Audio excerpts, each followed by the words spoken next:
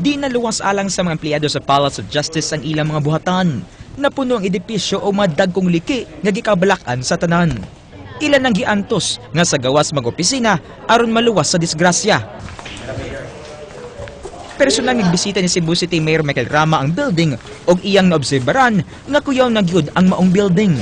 Gimando ni Rama nga di napasudlan ang palasyo ni bisan kinsa. Manguha mo sa mga City Hall og mga container vans sa to-go shipping aron sudlan sa mga gamit og mga dokumento sa mga korte.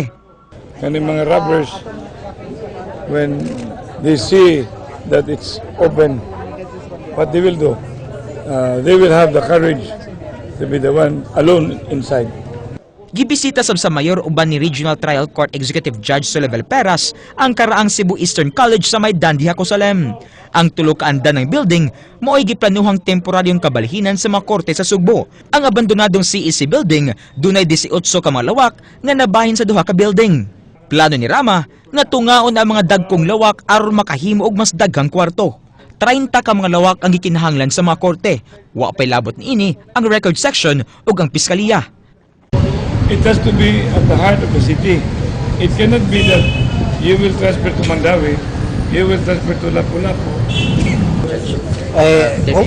Okay, I don't know.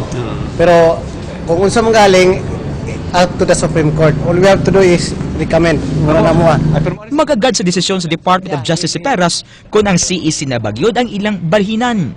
Gitakda sab nga mobisita ugma sa Palace of Justice si Court Administrator Maidas Marquez aron sutaon ang kahintang niini.